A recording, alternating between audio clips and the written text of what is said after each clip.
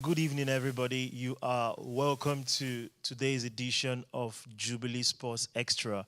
I want to believe you're having a good day wherever you are, and I would like to encourage you to get all of your friends and all your well wishers, everybody around you, get them to come closer to their listening and watching devices and be a part of today's edition of Jubilee Sports Extra. It's going to be lit in this place this evening. And as you can see, I have a full squad in this studio this evening, and we're going to have a sumptuous time. All right. My name is Emeka once again, and with me here, I have to my right.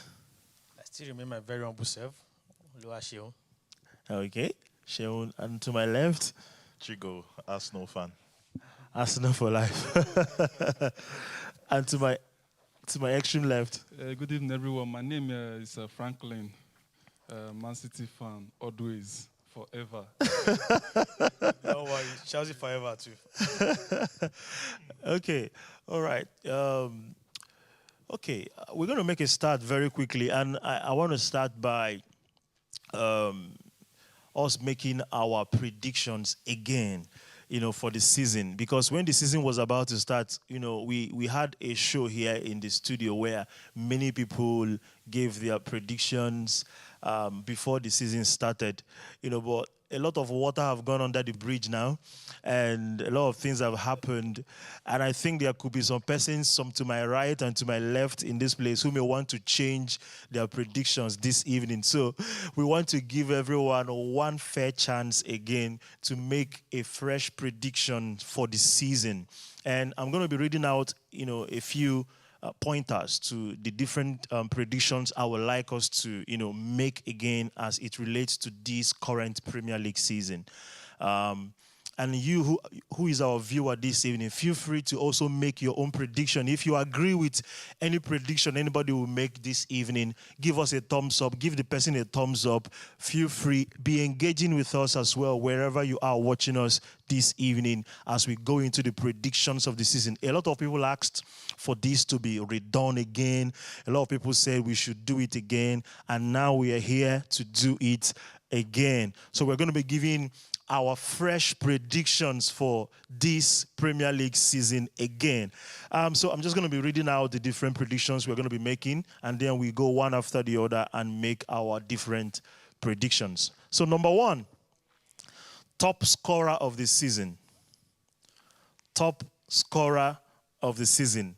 For me, I would say Erling Haaland.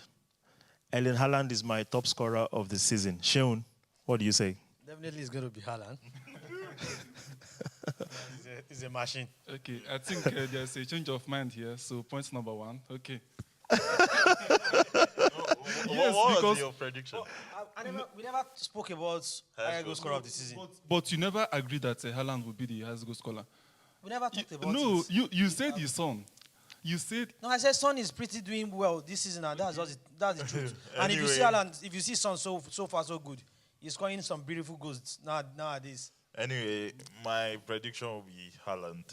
Although he's on a 3-game drought, I think, at the moment. But we know he will complement that with a hat-trick in the next game, as he usually does. So, yeah, Haaland. So is nobody in this place giving Son a chance? Son. If you check, Son is actually good. At least he's scoring nice goals. Yeah. But what you are checking here is the possibility and the continuity of it. Because Haaland is someone, yes, he's on a three-match drought now, but, he's always there. Yesterday match, Champions League, he tried all his best. In fact, I can see that anger in him that he hasn't scored. And he tried, in fact, yesterday he wasn't in form because he had a lot of chances, but he missed it, and I see that anger in him. And with that anger, he can come up and score a hat-trick in the next match. Okay. So it's like a unanimous answer here. Top scorer of the season. Everyone is going for Erling. We can't actually talk about any other player now because Man City has got that team that can actually make Haaland to deliver. So that's another factor we have to look at. Yeah, that's true. And in Tottenham now, apart from Madison, who is actually doing the most assists for Son. I don't think there's one, nothing much. Yeah. Those are the two major players we have in Tottenham now. So obviously, it's going to be the goalie machine.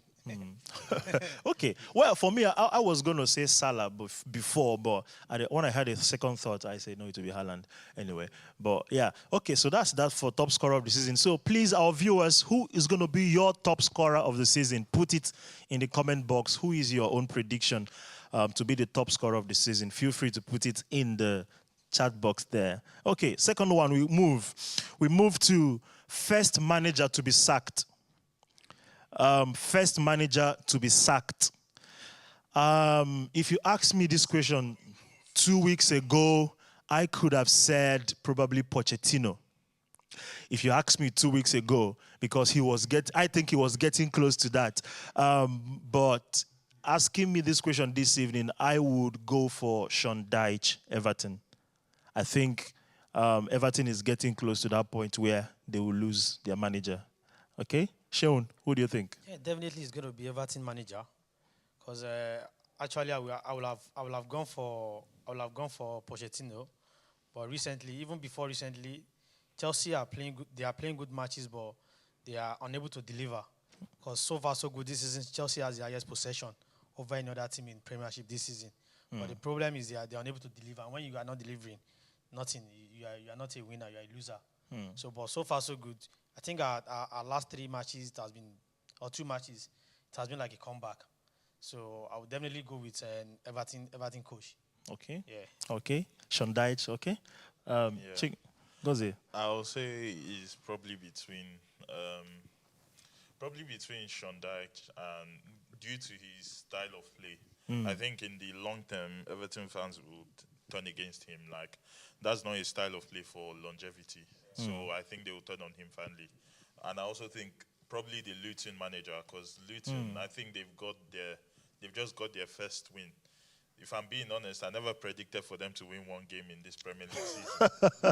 And they got their first win, but I feel in order to stay in the division, they will have to increase the bar a little bit by employing someone of Premier League experience to come in, a manager of Premier League experience, Premier League caliber to come in. So I think either the Luton manager or Everton's manager. So, yeah. Okay. Franklin. For me, I would say that a lot of coach will be up for sacking this season. But why I will not go for Luton manager for now is number one, they just came. In fact, it was a surprise to them that they were in Premier League. So they are not expecting much. They know what they are coming here to come and face in Premier League. It's not championship. So they know that even if they should go back, they have at least made that record by coming back after so many years. But though Everton, they are there. But we should also consider Bournemouth. They tried all their best and came back to Premier League. And I will not think they will want to go back again. After 7 matches, they have not won any of their matches. I think they have not won, or they won only one, but others are lose and draw. So Bournemouth, they will not want to take that chance again by going back to the education. So I think their coach also will be up for sacking. Okay. Yeah. Sorry, I think picking Luton manager is just like you just want to. I don't think it's a big deal if Luton is losing. Sorry to say, any Luton fan watching this program. Sorry to say, because this is a team that came to the Premiership for the first time, and they are not expecting something big, and they are coming for the first time. Even it's just like a surprise to them, because if you watch their qualification against Coventry, it's just like a big shock to them. Like, oh, so we can do it. So I don't think they will actually sack a coach who brought them from that kind of a place and bring them to EPL. Just like I felt like the coach has the fans, the love of the fan. Yeah, that's a romantic way of looking at it. I feel in football, you have to be ruthless if you want to stay in the division. It's just ruthlessness. Like, in order to survive, you need a Premier League level manager in the end. I think now it all looks a bit manageable. Let it get to January, let it get to February. They'll probably kick him out if he has to get his win tally up, which I see it as very hard to do in the Premier League, because the level of players they have as well isn't that promising either. So, yeah. Sorry to ask you this. Luton now, which Premier League manager do you think they can afford? And thinking of Luton, it's not just their manager. How many of their players have that quality to play in Premier League? So if they want to sack their players, their coach, they should also consider sacking their players because most of their players are not delivering. So it's not actually the fault of the coach. Coach may be trying his luck, but the players may be doing another thing. Although we know that in football, no one goes and sacks each player. We know it's the manager that will be the head to be cut. We all know that already. And in terms of Premier League level managers, I'm sure there are like other Premier League managers who have come into that they can be gotten from the Championship or levels below that have played, that have coached in the Premier League, that could come in and coach. Not necessarily who they have now, but I think they could get in a Premier League level manager from the Championship, because I'm sure there are one or two that have coached in the Premier League that are currently in the Championship at the moment. So, Okay. Well, we're looking at the first manager to be sacked this season, and people are giving their predictions in that regard. Okay, let's look at the next one. Flop of the year. Which player do we think is going to be the flop of the year? If I would go first, if you ask me that, I would say Kai Havertz. I think Kai Havertz is going to be the flop of the year, considering the amount of money he was bought for and what he represents in Germany compared to what he has been like in England. I think, for me, he's going to be the flop of the year. Sean? I'm not going for Kai Havertz. I'll definitely go for Mason Mount, because I don't see him performing in Man U. He's not that aggressive the way he was in Chelsea. He's not playing what I'm expecting him to be playing in Man U. So I see him to be like a flop, like nothing so serious or spectacular about his football this season. He's just like a flop, like waste of money, waste of chance, waste of futility, waste of space, waste of anything like Mason Mount. Like, waste of waste. You need to watch his last match in Man U. I'm not a Man U fan, but I felt like, what's this? Like, Mount when he was in Chelsea, we see chances and, he creates chances, make attempt of scoring. I don't know. I felt like he's scared of playing in Man U or something. I don't even know. But to me, I think Mason Mount is the worst or flop of the year. Yeah. To Okay. me. For me, I'll go Havertz. I'm an Arsenal fan, but I'll go Havertz. Like, just keeping it real, because, like, I've watched him and I'm seeing people, fellow Arsenal fans, praising him for pressing. Like, as a footballer, like, when you don't have the ball, especially in these days, in these current days, you have to chase the ball. Like, it's a given. Like, you don't have to be like, oh, that's a fantastic attribute. Oh, you can press. Oh, you can win the ball back. Because you're meant to do it. It's just standard. That's the standard now, especially at Arsenal, who are trying to compete for the league. And for that 65 billion, I still question why we got him for that. I question why we got him full stop. Talk more of the 65 billion which we got him for. You can slash that money into half and get two quality players from other leagues or even from the Premier League as well. So there are players like Kudus around that we could have gotten. That West Ham got for, was it 40 million or in that region. Million? Yeah, something like that. So I think it's Havertz for me. So Okay, Franklin. I will, if I should make first option and second option, I will not say it's Kai Havertz.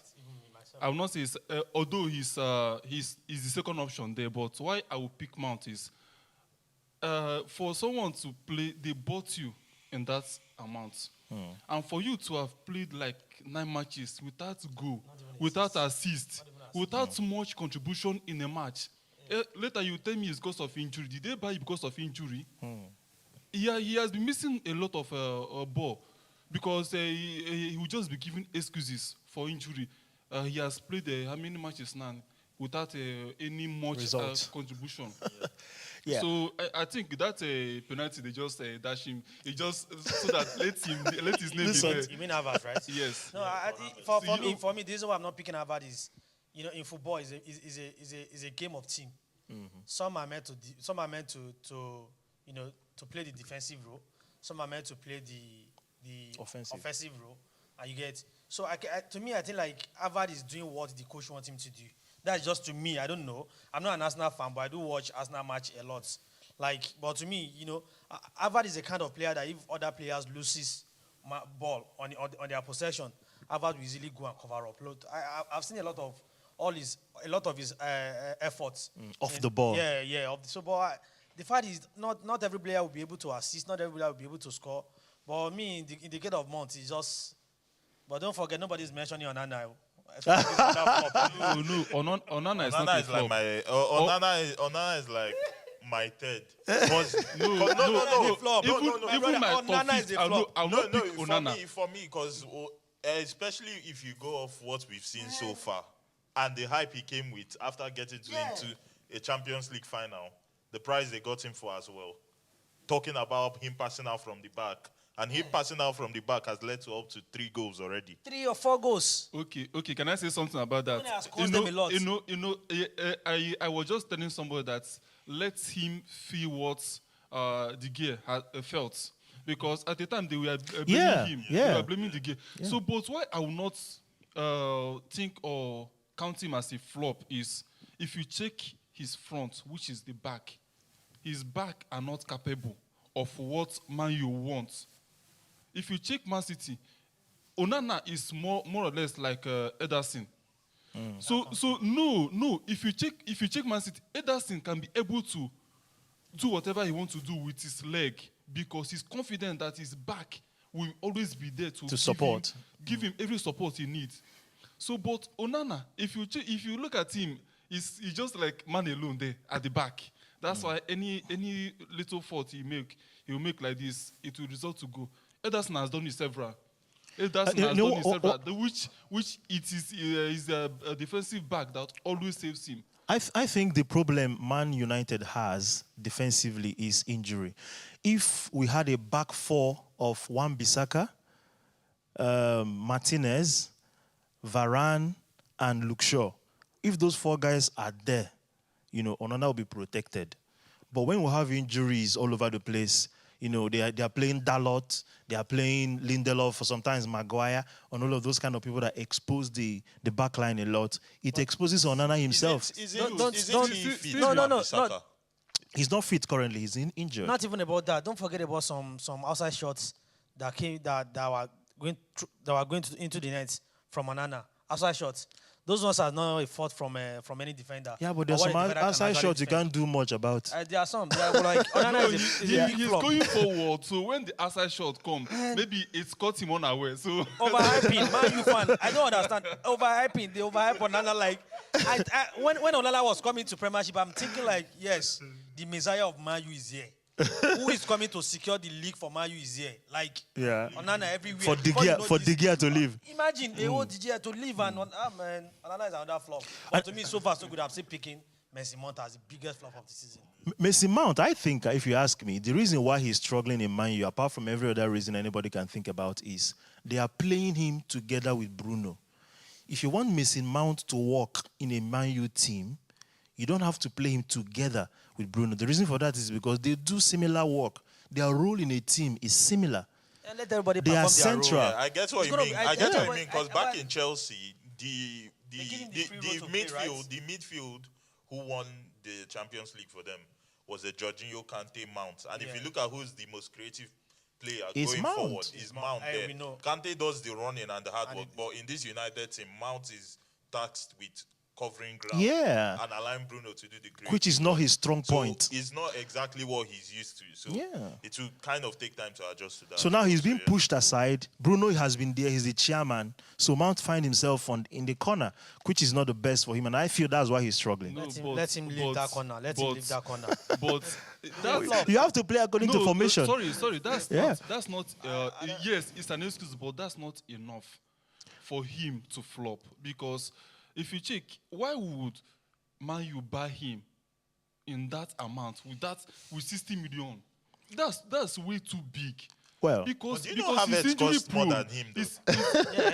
I don't really. No. That one is also. I don't really understand the whole Mount thing, because in terms of Mount here, like at least some of his passes are tidy. Like Havertz, if Havertz is giving a pass, I'm holding my breath to make sure he completes that one pass. Because on the ball, he Harvard is not as stresses bad as me. that. He stresses me. No, I'm see, being- see. you have to devote your time to just watch our next game. Oh, please let him not start against Man City. Please. Why are you praying? Why are you begging me? I'm not a coach. If he starts against Man City, if I'm not you coming check for their next month. I'm not coming for next month's one. If you check their stats, you will see that Harvard has done more contribution to his team than Mount. Why do you think so? If you check their stats, you will see that he has done, though Why do you he's think full of errors, but comparing both of them, you will see that Mount has not been there. Anytime he's there, he's always flopping. Oh wait, why do you think Havertz contributes more? The stats says it. Why? Because you already know that Arsenal are a team that who dominate more than Man U will dominate teams. We already know that Arsenal will dominate teams. So even if you're, because one thing we have is like so in some games, you kind of watch him and you feel like he's hiding. He stays in positions where like it's hard to give him line breaking passes. When he receives the ball, he's too slow to turn. He always kills the pace of our games. I never knew I could say that I would miss Shaka. Of all people, Yeah, Xhaka, I in the miss Xhaka. midfield, yeah. I miss Xhaka. I actually miss Xhaka. I was looking for an upgrade on Xhaka, but I'm like, Havertz, I've seen another level of a low. Honestly. Well, okay, we move from there. We just looked at the flop of the year, and we've all given our predictions. I think it's a draw in the studio this evening. 2 persons went for Kai Havertz and 2 went for Mason Mount. Fair point.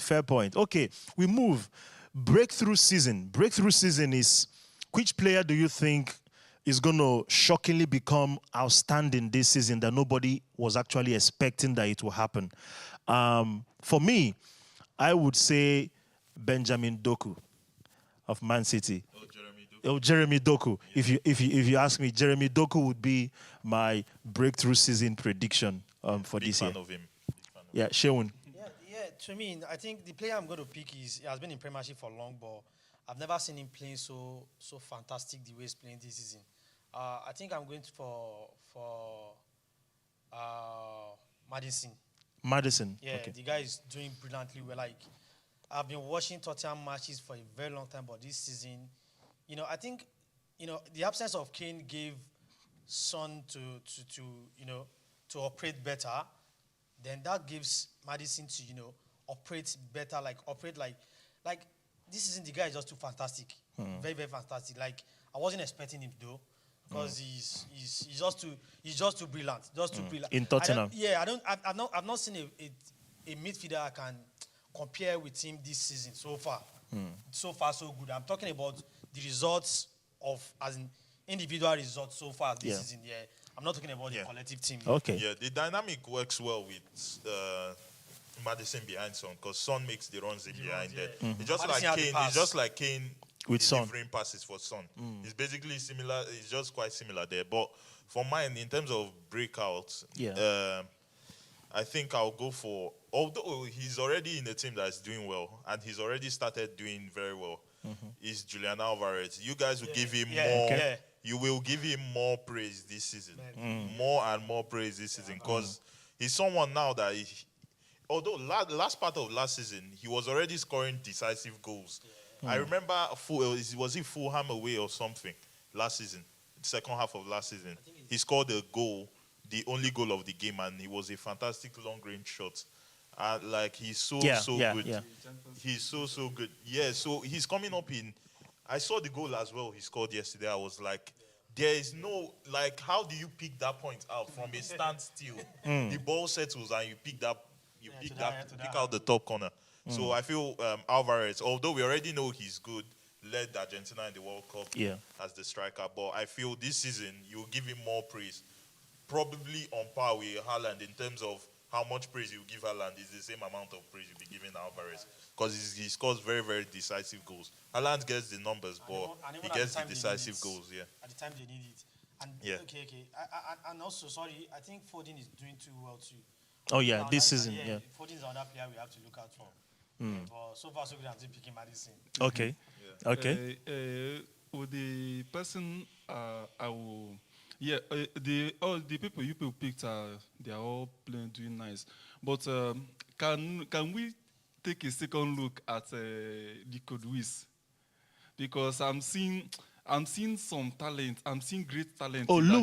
Louis. Okay, okay. Because he came from academy, and at a time last season he benched Kyle Walker, and for such a young player to be a starter in Man City first 11, and not only that he has been doing the same thing. I think Walker is on injury, is he? No, Oh, yes, yeah, he was. yeah. Yes, Walker is on play- injury, yeah. last season he was. Oh, he last was on season, injury. okay. Yeah. Yes, he was on injury. I'm talking But, about- but when he came back, he benched Walker. That's what caused a misunderstanding between Walker and Guardiola that he almost left this season. to Bayern Munich. Yes, but seeing that guy, in fact, yesterday he played as a defensive midfield, which I didn't know that the guy can be that. Yeah, good. I knew he could do it last season. I saw because it. I was saying if all these matches Rodri was on red card, if that guy had been there as our four or supporting a Kovacic, the match wouldn't have been that tough for Man City because the guy he delivered very, very well pairing with Rodri. So I see the guy as he's going to be a breakthrough this season. Yeah, for Rico Lewis, like I already saw his traits last season, and I think why he benched Walker at that stage was the profile Guardiola was looking for at that point in time. He needed an inverted fullback, and Rico Lewis, as you said, played DM, and you didn't know he could play DM. If you look at Zinchenko is an inverted fullback, and he plays DM. Yeah, like he talks in to play DM, and that's basically what Rico Lewis does. Kyle Walker, you won't see Kyle Walker doing that. Kyle Walker stays out and wide, and basically like marks out wingers. That's one thing about Guardiola that I love. You can never see Guardiola buying a player that can only be fitted in one row. Before he buys a player, he will make sure that I can use him Here and here. Utility player. Okay. because emergency can occur, something Injuries. injury without that main player there. So he loves switching players. That's why I think the guy can do exploit this season, because for him to exploit in that defensive midfield and perform excellently well, I think Guardiola will not only be using him at that right back alone, because he can play right back, he can play 7, he can play. Yesterday he played the defensive midfield. So having such accumulated talents or skills can make him explore them more. Yeah, it's basically what Guardiola did with Kimmich as well at Bayern. Okay. All right. We move. Fantastic. What's your own breakthrough player for the season? Someone you're not expecting that will just break out and surprise everybody. Who would you say is going to be your breakthrough player for this season in the English Premier League? We move from there. We move to the worst transfer. Who would you say this season is the worst transfer? If you ask me this question last week or last 2 weeks, I would have probably gone against a club I admire quite a lot to say Moises Caicedo. I would have said Moises Caicedo. But I'm beginning.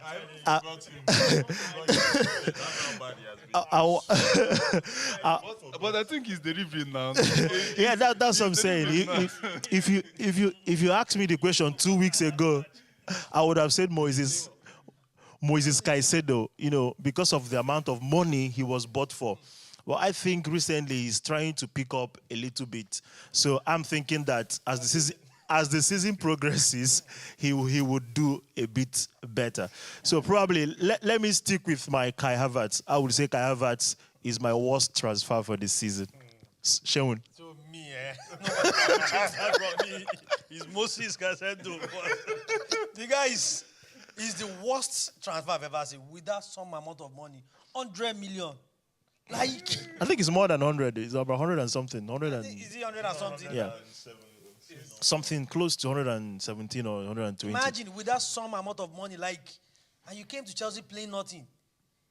The last match, I was literally looking at this guy. Like, I don't know. I don't even know what to qualify. Like, he's more than worst. Like, he's more than worst. He's more than worst. To be very candid, he's more than worst. If I can see any word to qualify worst, like any worst word to qualify worst, I would have used for Moses. No. He's a very worst round. And the reason why I'm picking him is because this guy is in Premiership. Not that. No, he didn't just come. If he has come from any other league, I would have said let's give him chance. Give him chance to blend with Premiership. But we see his performance in Brighton last season. He played so well, so brilliant. Which is why he went to Chelsea. Which was why Chelsea actually went for him. And when Chelsea was going for him, Man City went for him, Liverpool went for him, and I think Man U or Arsenal, either of the team, I don't know. But I'm not sure. But I'm sure of Man City and Liverpool. Yeah. And Chelsea were on him at the same time. For you to know how good he was then. Yeah. For him to come to Chelsea and anyway, let's just see the program. Okay. All right. Gozie. Oh yeah, I think it's honestly between Havertz and Caicedo, because Caicedo, I absolutely forgot a player like him existed. Imagine. Someone who was literally in the mouth of everybody last season. I honestly forgot like Chelsea had him, because I was like, wait, as he called Caicedo, I was like, wow, so there was Caicedo. Yeah, like, I even forgot. There was someone like Caicedo. Like, it just went to my mind to pick him because I know it's him. Yeah, but when you talk about being in the league for a while and you're now coming into Chelsea and you're now like not playing well and all, you can say the same thing about Havertz. Havertz has been in the league longer than Caicedo has been in the league, and he's still struggling. He's still struggling. He looks. I think he's still 24, but I think he's getting worse. I don't even know. He's getting worse. Like when I watched his highlights at Chelsea, he looked good. He looked manageable. Like, but it just has to be Havertz for me. Okay, Havertz. Franklin. Okay. I will pick Caicedo. Okay. Because if you check the expectation that was placed on him and the money that was spent on him, so and his performance so far, Havertz, yes, we know that we know the type of player he is, and Mount, we know that no, this one nothing good or nothing best will come out from him. But Caicedo, like Shemu said, they dragged it with a top team. So coming to Chelsea, winning that jackpot of signing him, and for him to come and be a flop like that, I will go for him, because no, a good manager, a good club cannot waste such money to buy a player that cannot deliver. So Caicedo for me. Okay, Caicedo for him. So for you who is watching us, who would be your worst transfer for this season? Who will be your worst transfer for this season? Okay, so let's move to Golden Gloves. Who do you think is going to win the Golden Gloves for this season? If you ask me, well, I think it's in a way pretty obvious because of what Guardiola represents. I feel he would push Man City to win this league this season again. And for that reason, it will have to be Ederson, if you ask me. I would say Ederson to win the Golden Glove. Shaun, who would you say? Yeah, I think I'll go for Alisson. Liverpool, yeah. I think I'll go for Alisson because he's doing so good, very, very well now. He's like, I think he has had five clean sheets or so in a row so far? Yeah. No. Yeah, I think so. Alisson. No, they Tottenham, No, Liverpool. Alisson Becker, Liverpool. But they lost to Tottenham. Tottenham. No, the top now is Ederson with 4. But at least I'll still go for Alisson because I watched a lot of his matches this season and still doing very good. Okay. Yeah, still doing very good. Okay. Alisson for Shaun. Yeah, for me to be Ederson, I understand your Alisson claim, but Alisson, the reason I say Alisson will be close is because of his own personal capabilities.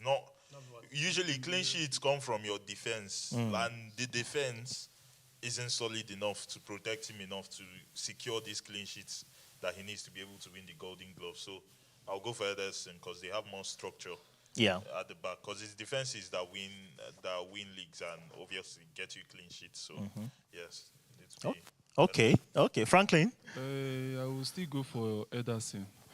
I will go for Ederson because I Not because think you support Man City, yeah? no, not no Man City. Man City aside, sorry. why? Who Why? noticed something about something about you? Everything about you is No, Man City. no. You have never gone outside My City, man. No, okay. No, everything I say, any pick I pick, I normally give reason for it. So if I see any reason to support any other person, why not? It's Anyway, not. you It's you not. supported It's Moses not. Caicedo I, because no, I can never support. I can never support Chelsea because But you did. Chelsea. No, when? Moses. Flop No, of. I said When we talk about Worst the flop, transfer. No, I supported you on the flop, so that's negative part. So, but why? Because they have considered a lesser goal this season, and the period they have considered much goal was during this absence of Rodri. So I don't know Rodri coming back, they will bounce back to their normal dominating formation. So I think Ederson has everything for him to take that Golden Glove. He's at the top already.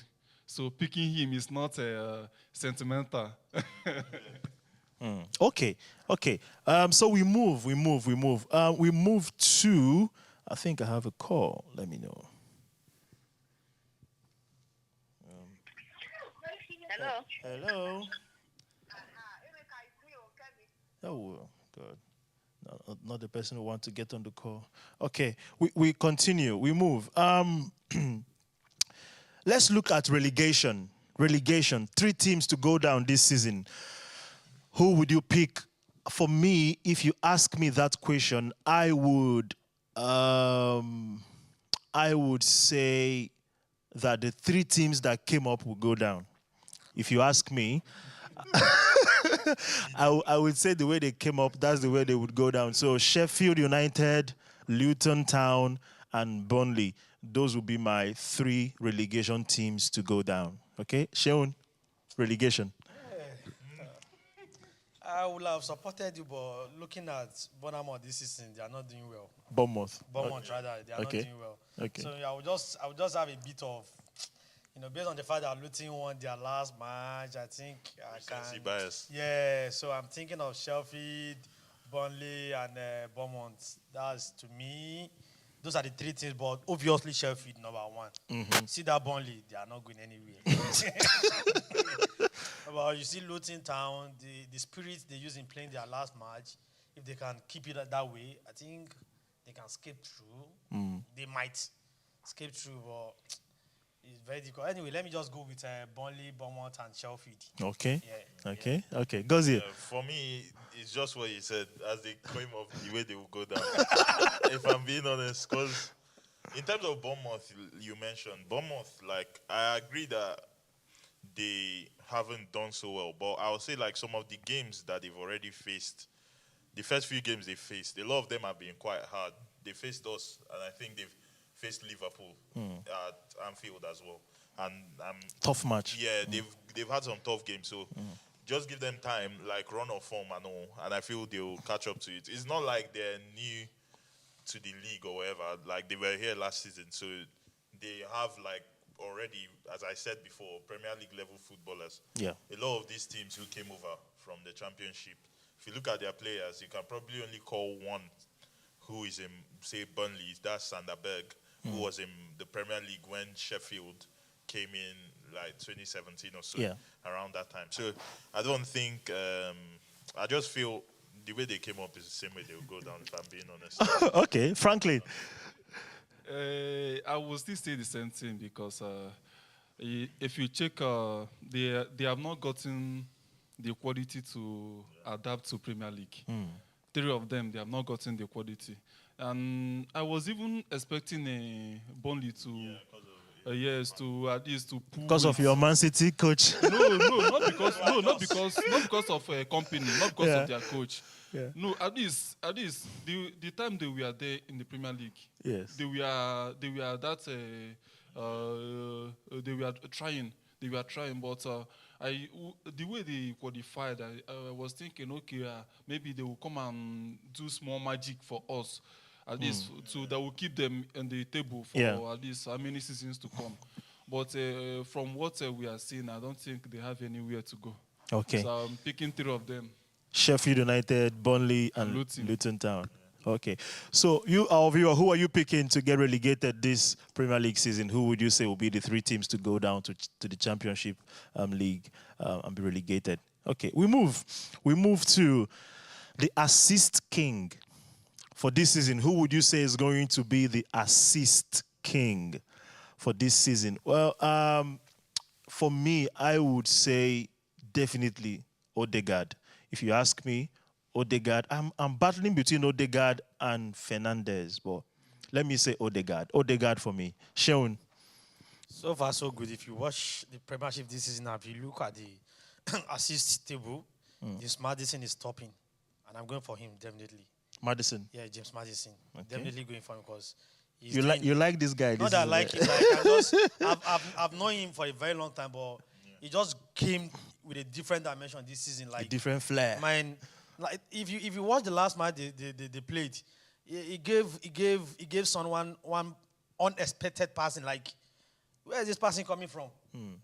And that gave them the first lead before what was it called? Liverpool. They played against Liverpool.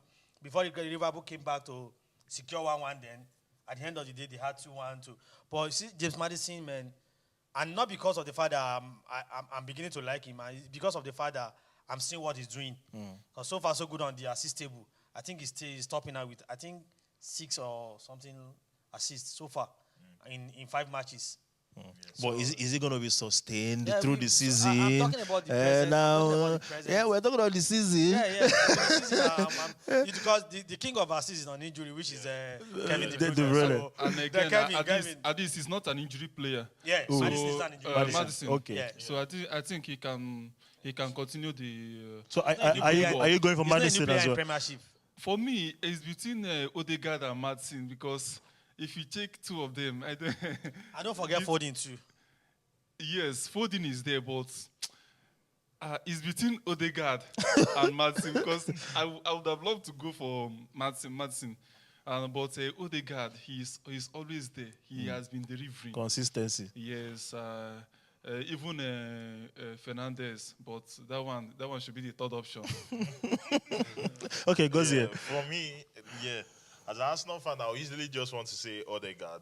But the thing with Odegaard is like he's known for very good passes and all. Like, but one thing is he has had more goals than assists. I think he's more goal oriented now than giving assists. He's someone who wants, like, he was the highest scoring midfielder in Premier League, like last season, the highest scoring midfielder. So I feel him going on like that, I think he'll be someone who'll be looking to get more goals than assists. And I think Maddison will be up there for sure. And if I'm being honest, all this depends on when our Oga will come back. De Bruyne. De Bruyne will come back. The king of assists himself. Because if he comes back, like, he can just give back a hat-trick of assists to Haaland's hat-trick in one game. And that's it. And he has...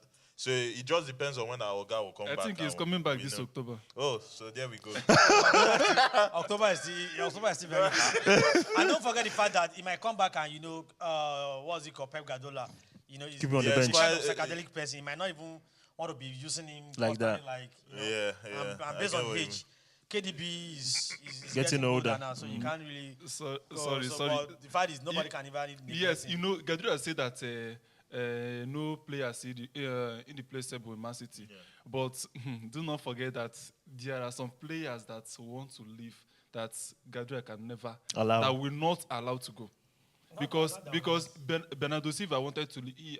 For past 3 seasons now, he has been desiring to leave, but Guardiola don't want him to go. Yeah. Sterling wanted to leave, Guardiola allowed him. Palmer left too. Sorry, I forgot. I want to reverse one of my flop of the season. Raheem Sterling. Sterling? Raheem Sterling. Sterling. Jesus Christ, you have to see this guy. Several one-on-one, like one-on-one cannot have. No, Sterling. I was telling a Chelsea fan that we sold our trouble to them because you see Sterling. And you know the most annoying thing is the coach keep using this guy. Often and often, and this guy will see. The most annoying thing is the last match Chelsea played. I don't see reason why you have to bring Sterling into the match. Like this guy had one-on-one. Keeper was already on the floor. Nobody, like no defender was chasing him. Nothing. The keeper was even on the floor, and not even once. To the keeper leg. and not even once. You see, In fact, if he did not even touch that ball, the ball would definitely go straight into the net. Well, he went to interfere. And imagine this guy stood up and was laughing. Well. He was having that attack. Okay, we move. Top four for this season. Difficult one for me for some reasons. The top four for this season, I think the first two is kind of okay, which I would say Man City first, Arsenal second, and then I start struggling at that point because it's going to be for me between Newcastle, Tottenham, and Liverpool.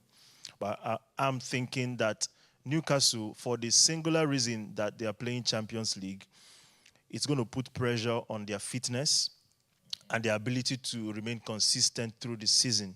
So I'm thinking Liverpool and Tottenham may edge them out. So I would go Man City, Arsenal, Liverpool, Tottenham. Top four. Seun. okay. I still remain myself. Like I will say. I know you are wait. Sorry, I know don't be you are looking offended. at me. Before You want me you to say, say something, just say on a neutral ground. Don't say as a Chelsea fan because I know what you want to say. I know what you want to Frank, say. you'll be talking as a Man City fan. So let me talk as a Chelsea fan. No matter what, I'm talking as a Chelsea fan, and I want you to know that I'm a Chelsea fan. Okay. And to be very candid, no matter what, I'm choosing the Man City, Sorry. Arsenal, Sorry. Chelsea. Give them numbers. First. Give Okay, them do you want us numbers. to? Yeah, the way it will be. First, second, Obviously, I will choose Chelsea. first. Yeah. As what? Okay. Why? What was it? Everybody's talking based on their own opinion. To do what? Everybody's talking based on their own On opinion. his own fan opinion. On my own opinion. We are talking based on our opinion. Continue. We are listening. Audience, Chelsea first. This is on YouTube, bro. This is on I know. YouTube. That's what I'm saying with my full chest. Chelsea first. I can see your heart beating. Why is it beating? See my heart. Everything that's beating in me is water. Okay. It's water, not my heart. So don't worry. Okay. I'm a Chelsea fan, no matter what, we are going to that. We are going to lead that trophy. So Chelsea first. Yeah. Man, you second. Third. Man City. Yeah. Fourth. I gotta choose Arsenal. Okay. Well, is his prediction? You know, if you don't agree with him, make your own Yeah, prediction. make your- Sorry. Opinion, rather. Please don't forget that everything is still documented. It's Yeah. So because It's recorded. because later on we'll still review it to know. Okay. Franklin and Gozie, I know it's kind of funny to you guys. It looked like impossible thing, or it looked like something that can never be possible. Just watch. Just let's wait. The season is still very fresh. Know that We've not reached December. We've not reached We December. are seeing it as We just impossible play five thing. matches. Five Yeah. matches. Yeah. Five matches out of 30. Is it 32 or 36? No, Yeah. 7 matches. You know, because It's 7 matches. So we still have a long way to go. because last Nobody season, win league with 7 matches. yeah, nobody win league with 7 matches. last It's season, very Arsenal topped the league for most of the season, Man and City Man are talking City about just they came lost their last match against and Fulham. took over. The reality was that we finished second. What position are you again? Presently. 11th, We are 11th, still on the 11th, Now you stand. 11th. Don't take me back. I'm coming up. Chelsea was on 16 as at 2 weeks ago. These are the only kind of questions we attribute to Chelsea. Is it 11th or 12th? Okay, Gozie, your top four. Top four.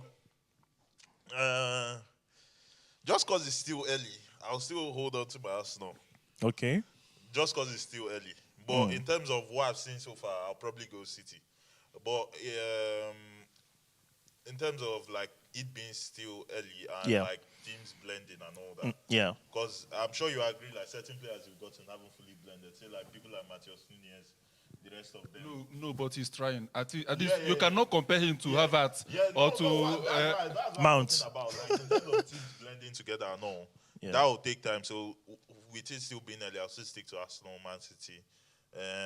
Probably the change is I will be introducing Tottenham to Third. it because they are out of EFL already, so they have the chance to gather as much points in this first half of season, and no European Competition. no European competitions at Champions all for them. League, nothing. So it will just be the FA Cup as well. And the But Premier the thing is that their second team isn't that good.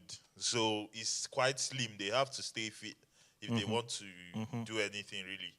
Try and prioritize in on Premier League and like stay and try and get into the Champions League and build your squad. But then fourth, I'll go for this one. I have to really think because United.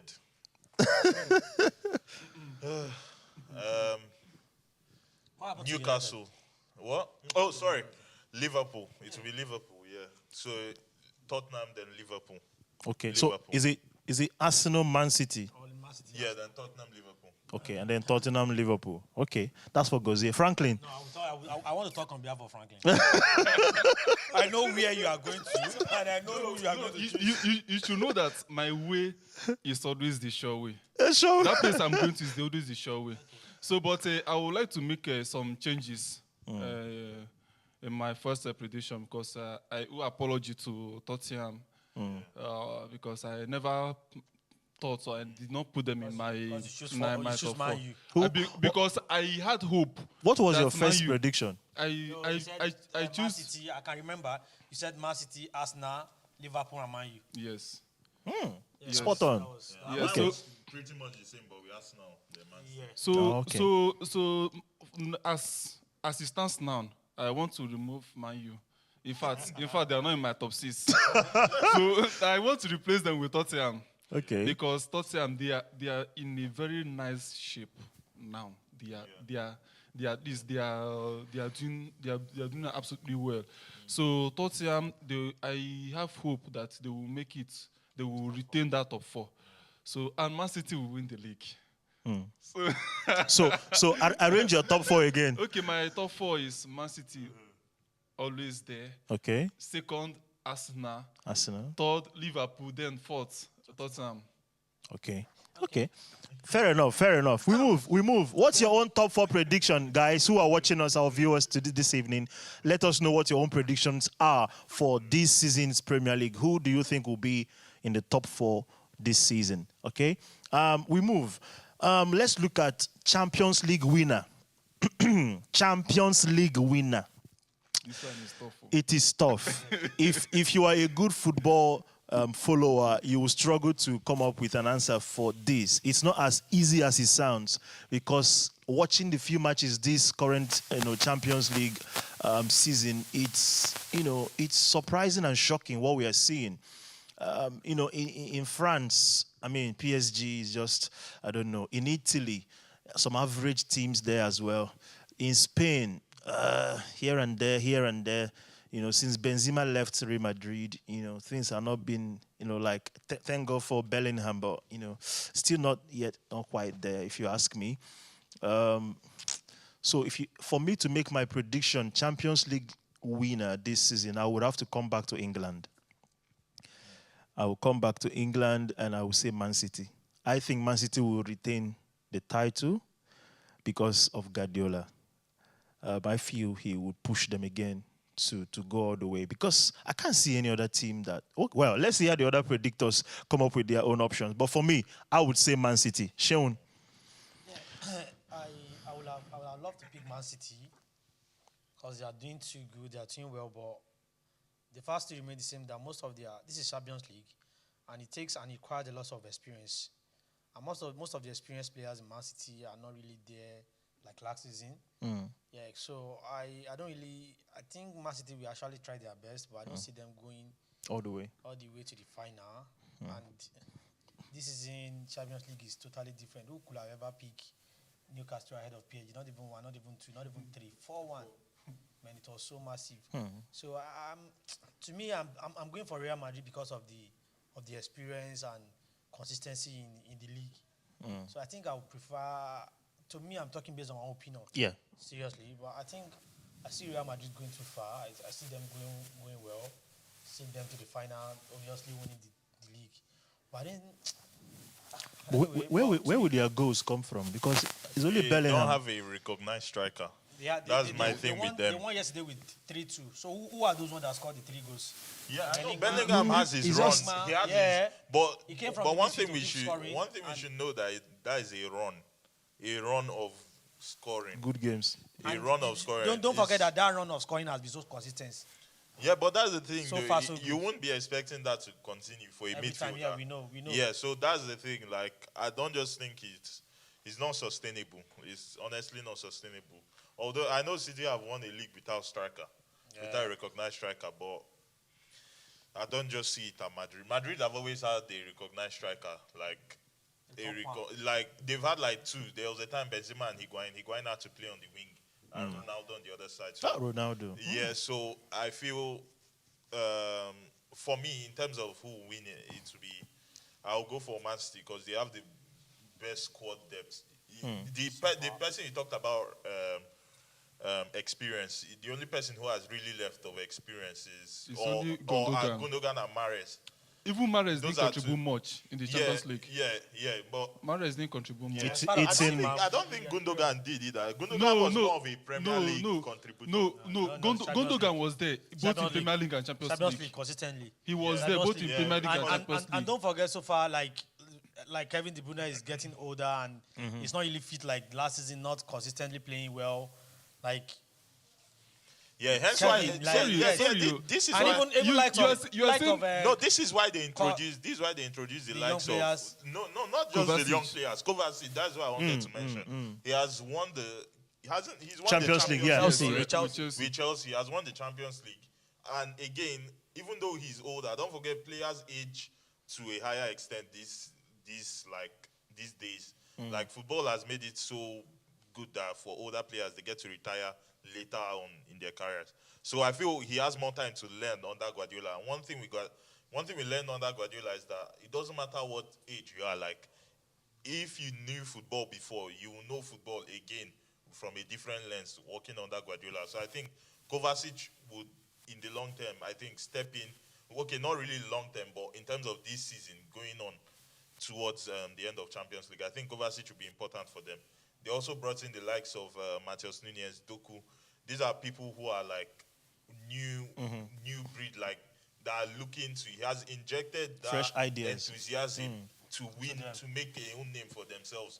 So if the older players are like falling off, the younger players will like even carry them up. Yeah. You have Gvardiol as well in defense who they've brought in. Yeah. So I feel it will be Man City if I'm being honest. So yeah. Franklin. Okay, so that if I say Man City now, someone will not pick on me. Okay. Talk, oh. I beg, talk. But the why I say the thing is it will be somehow difficult. It's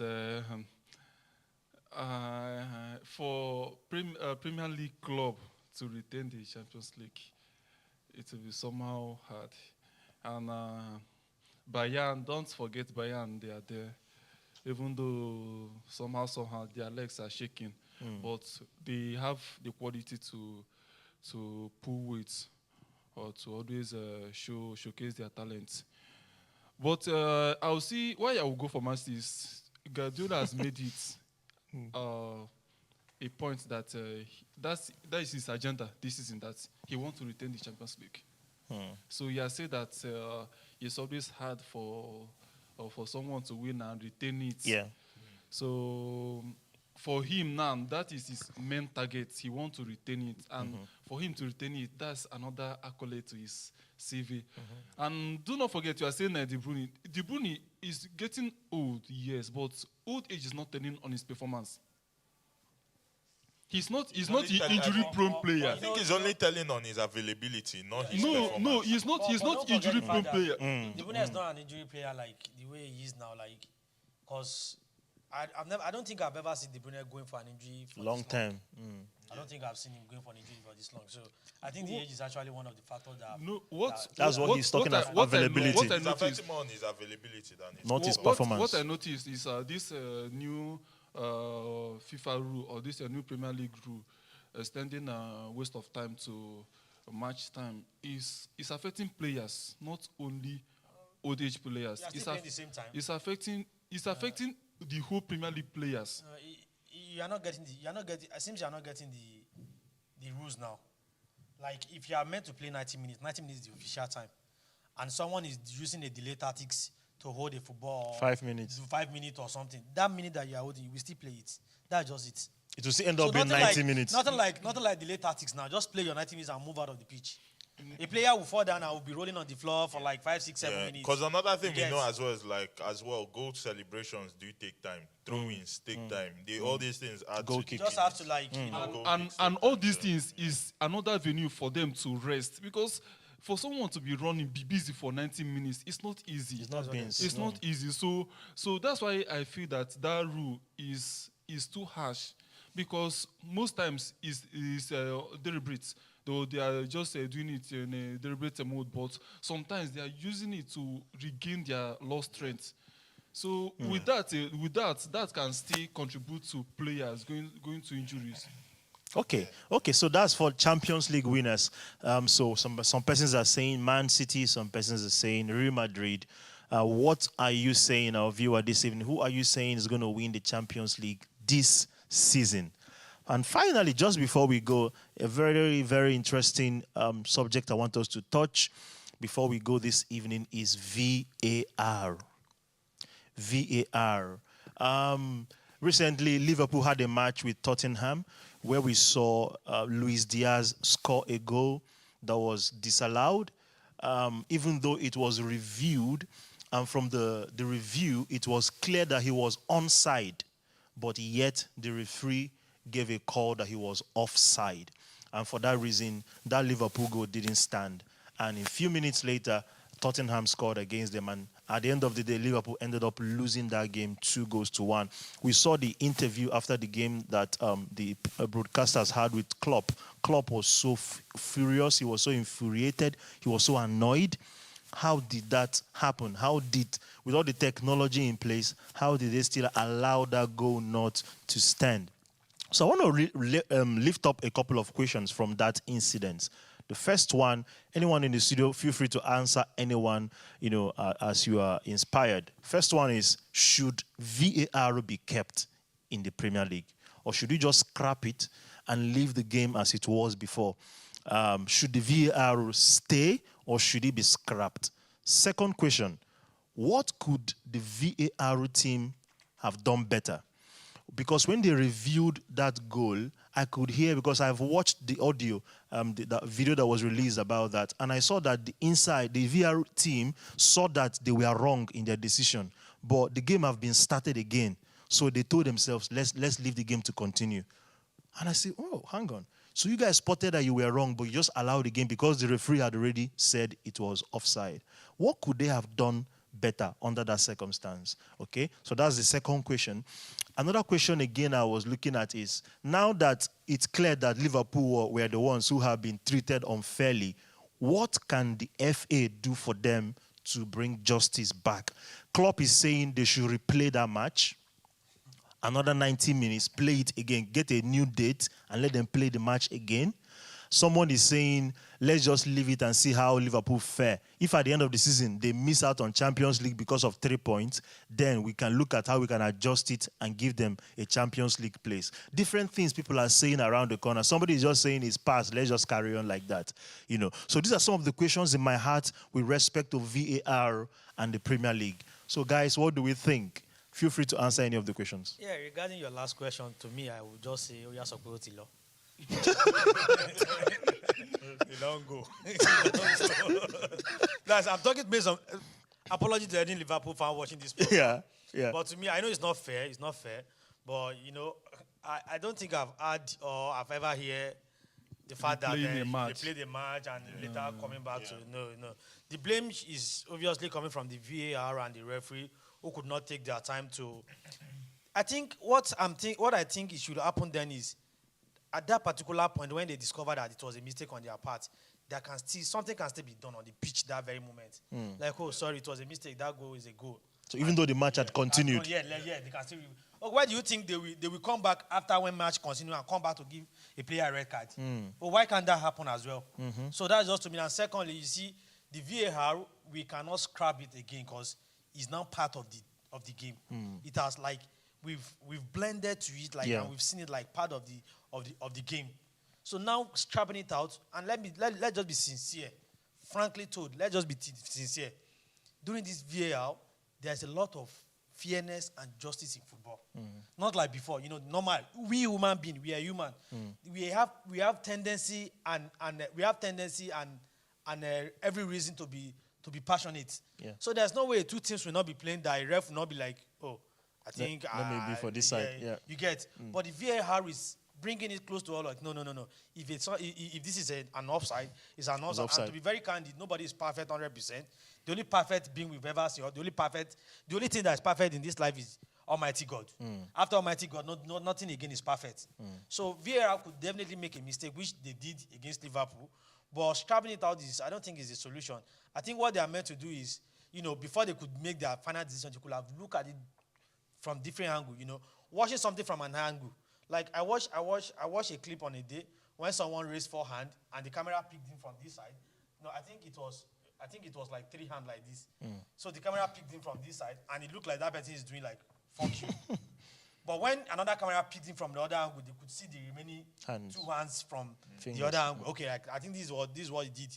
It was Prince Harry of the royal Prince Harry. Yeah. He did like this, like something like this. So the camera that picked him from this place could not pick these 2 hands. Only pick. So what I'm trying to say is there should be a means of before you could make your final All-round verdict, review. yeah, or your final judgment.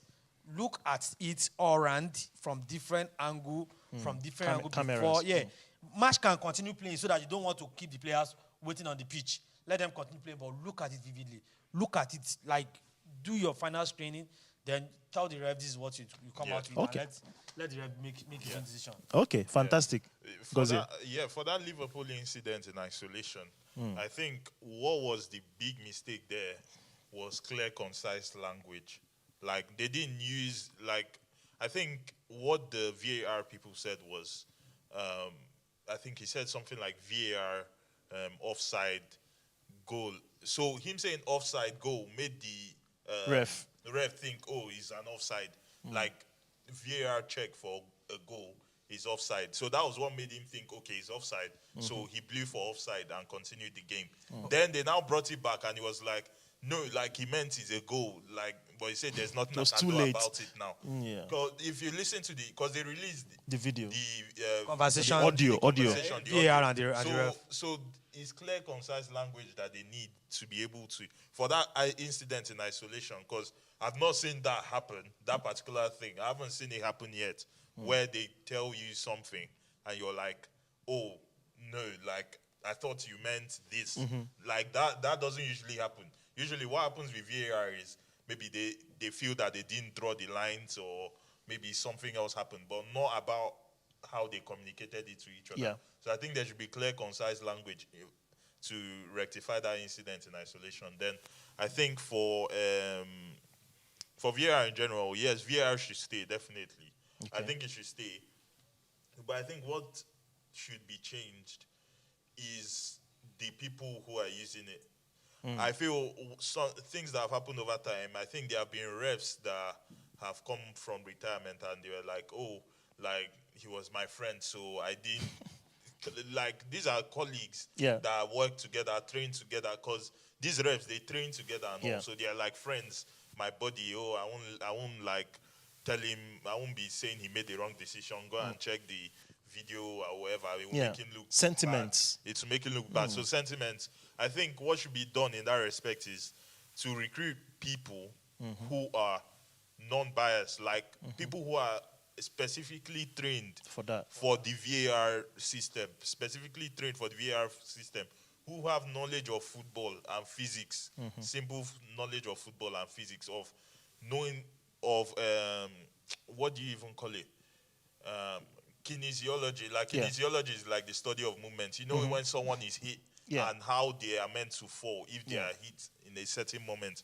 If you're running at high pace, if you're being hit, whether that is genuinely how you fall or Yeah. something like that. Like people who have knowledge of that, bring them in, not just referees who are trying to support their bodies. Yes, the referees can be on the side, Yeah. but the people who come to that final decision are those people who firstly have knowledge of football, secondly, who have clear knowledge of the rules that have been brought in, and also who have knowledge of kinesiology, as I said, like study of movement, like knowing how someone is meant to fall if they are hit a certain way, to know whether that is genuine or not, or to know whether a player hung his leg out to try and get contact and fall.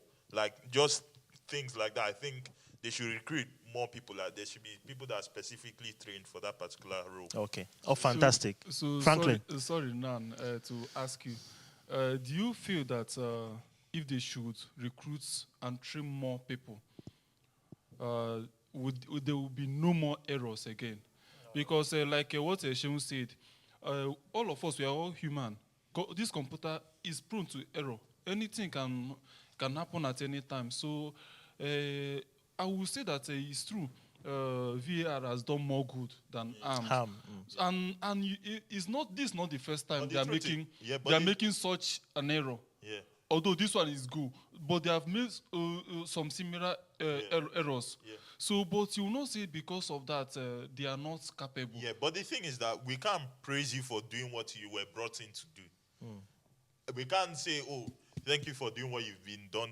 Like, obviously, you're meant to do more than you're meant to do more good than bad for what you've been brought in to do. If you're employed for a job, if you're doing 50% good, 50% bad, you're gone.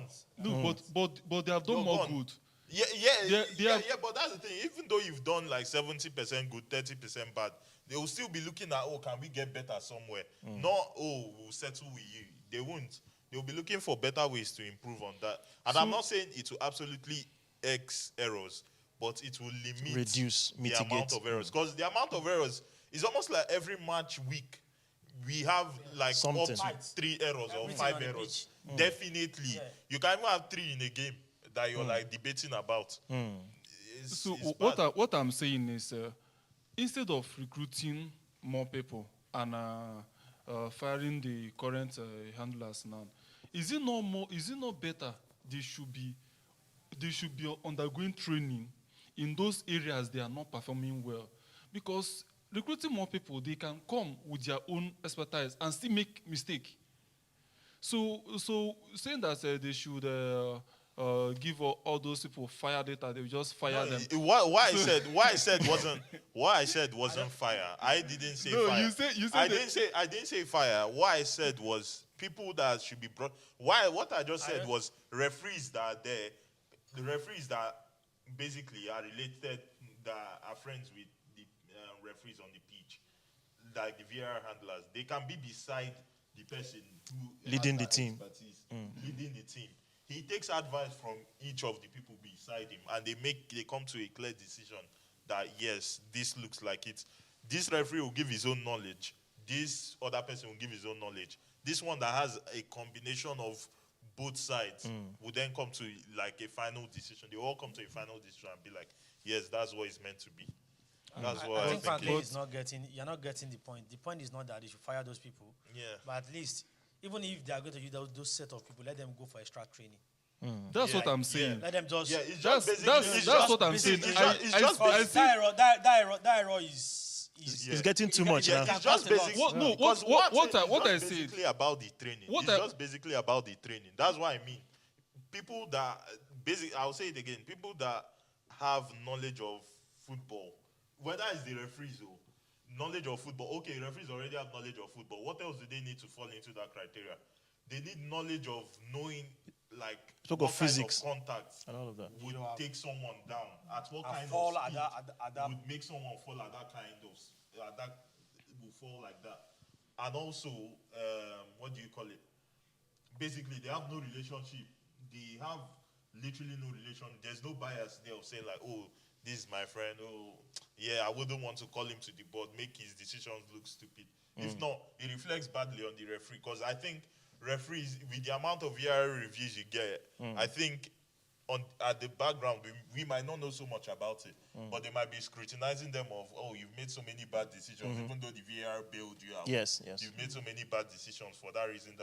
So I feel these referees are also trying to guide and protect their own Other people's fellow- interests. Yeah, so as that well. so that those errors will Sure. always be pointed. Yeah. What I said is, I said if they should be going under training each time, or like if they should make it some period of time to go on that training for those side that they are poor at, this type of scenario now, they can go for training on that. That's what I said. Yeah. Okay. Yeah. And again, I've watched several matches that maybe the error was not pointed out immediately. Maybe after some while they have Minutes. played ball, maybe the ball went off, so they have to recall that back. So in such situation, there's no problem recalling the event and the Yeah. goal to take proper decision on Yeah. that. Yeah. Yeah. So what happened was that somebody in that audio, in that VAR room said, there's nothing we can do now. There's nothing we can do now. Just leave the game to come. That's It what was I'm that saying. person who But was saying at it. that, As far at that as- point, as long as the match is still on, I think they can still do something. As far about as it. they are still No, working for the under fact that- for the 90 fact that- Actually, I minutes. think For it the was fact that- actually the referee on the pitch who was saying, "I can't stop the game." Like, Yeah. there's nothing. Was it And the if- referee yeah, that said the- that yeah, I thing? think it was the If referee that on was the the pitch referee, who I was wish me doing that that. referee needs to be sanctioned. Because to be very serious, if a referee can come back after maybe 5-6 minutes to come and give a red player card. red card, or call for an offense, what is stopping him to just call that, to just give that match a go? With a technical view, show the whole. They have screen in the stadium. Show them why he's saying this is a goal. You get, show it to the whole Tottenham fan that this is a goal. Show it from different angle. Show it to the whole board. They will only shout at that moment, and the ball will continue, and that will be the end. Yeah. What is going to happen? I think the Yeah, referee I just think- is scared of his decision, because he has made that decision. His fear of reversing his decision, and I think he's scared of what the fans might do to him. And his job Yeah. And his also. job, you get. Yeah, But it yeah. doesn't mean you are causing a whole team, you are causing the whole league a problem now. Yeah. You are putting the whole league in problem. Yeah. Because like you said, what if Liverpool lose the table with just 1 point? Do you think they will take it lightly with the Yeah. whole? Although the thing with that is that with those is because of, I think it's mainly because of the rules. That's why he didn't go back, because it's when the ball is out of play that when the ball, if let me say an incident happened, is until they keep on playing. When the ball is out of play, they will now make a decision. If after that they've made a decision, then they've left it, and then they've now continued play, you can't now say, "Oh, let's go back," and it's not part of the rules to do that. You can't do that as part of the That's why they rules. say referee decision is the final. Yeah. So that's the thing. That's why like they couldn't go back on that, because the ball has been out of play and now they've resumed play. So you can't then draw it back again. I think maybe if the rules could be revised, it's just that they are trying to move on from decisions quickly and continue on with the game. I think that's why they don't really do the whole going back after ball has been out of play and play has been resumed. They feel like that's a long way back to start going back again. Okay. Since play has been resumed. So yeah. Okay, fantastic. Well, our viewers, what do you think about the VAR and the whole saga around it, especially with what happened with Tottenham and Liverpool in the last match that they had? Okay, but what we are saying from here, I think the gospel we are preaching from here as it relates to VAR to the English Premier League is that we're saying to them, you need to send those VAR team for some serious training so that they get better in doing their job, so that going forward, the Premier League can again become as lively as it's meant to be. Because many people are beginning to say, why not we leave the game as it was in the days of Maradona? That it used to be fun, the hand of God, those stuffs like that. That's what football was about. Smartest If person. you're the smartest person Yeah, win, but- the fun side of it, the VAR is taking out the fun side of the game, from football. But well, like we're saying from here, let's retain VAR, but we need to send those guys for further training. And this is where we want to draw the curtains tonight on the show. It's been an interesting session this evening. Thank you for being a part of it. Thank you for watching. And again, just before we go, we'd like to remind you that this program is powered by RCCG Jubilee Christian Center Coventry, the House of Prayer. We do meet every Wednesday for our Bible studies on last Fridays of the month. We do have our Power Night service. First Fridays, we'll have our Holy Communion service, just like tomorrow. And again, every Sunday, we meet here in our church auditorium, 32 to 42 East Street, Hillfields, Coventry. 11 a.m. is the time. This coming Sunday, feel free to join us, and the Lord bless you as you do that. This is where we are drawing the curtains. And from everyone here, we are saying, Good night. Nice. Good night. And see See you you later. next month.